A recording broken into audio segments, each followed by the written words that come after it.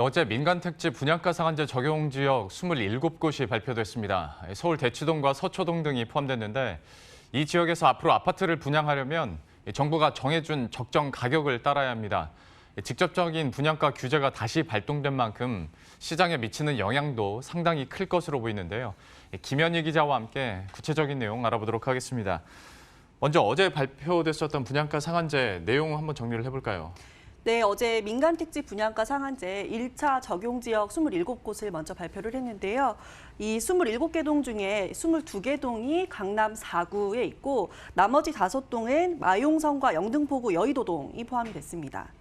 이 분양가 상한제는 주택법 시행령에 따라서 지정을 하는 건데요. 투기과열지구 중에서도 집값 급등이나 또는 고분양가가 우려되는 지역을 선별하는 겁니다. 이 분양가 상한제가 시행되면은 기존 분양가보다 10%포인트 정도, 현재 시세보다는 많게는 30% 정도까지 분양 가격이 낮아질 것이다. 이런 전망이 나오고 있는데요. 이 직방에 따르면은 상한제 적용 지역의 최근 1년간 평균 분양가는 3.3제곱미터당 4,935만 원대로 올라왔습니다.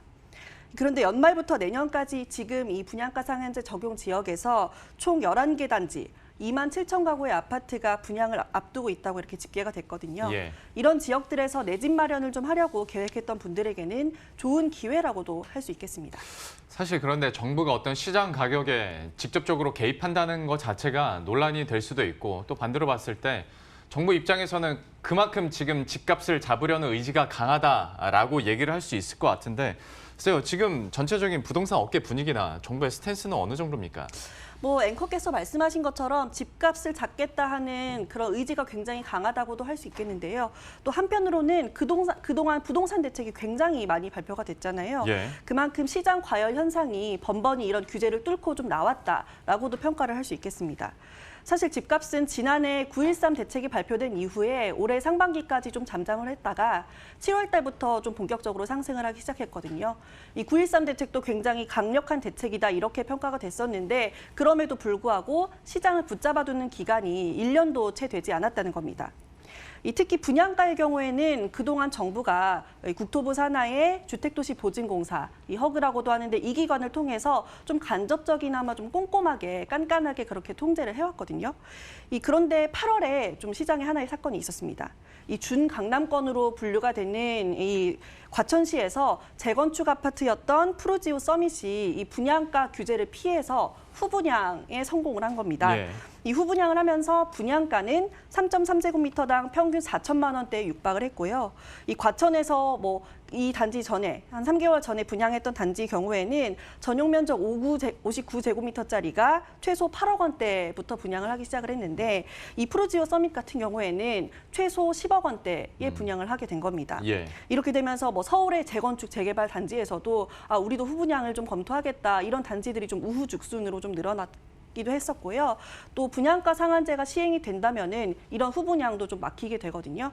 그래서 규제를 회피를 하겠다 하는 움직임들이 점점 좀 강해지면서 최근에는 임대사업자에게 일반 분양 물량을 통째로 넘기겠다라고 하는 단지까지 서울에서 나타나고 있습니다. 예. 이렇게 가뜩이나 분양가 상승이 좀 집값 급등의 원인이다라고 정부가 좀 꼽고 있는데 이런 현상이 나타나면서 정부가 곧바로 규제에 나선 겁니다. 그 예를 들어주면서 지역 얘기가 나왔으니 과천이 있지 않습니까? 여기는 집값이 실제로 많이 올랐고 시장에서도 이거는 다 알고 있는 부분이었고 이번에 분양가 상한제 적용 지역에도 여기가 포함되지 않을까 예상은 했었는데 빠졌단 말이죠. 그럼 이건 어떻게 해석을 해야 됩니까?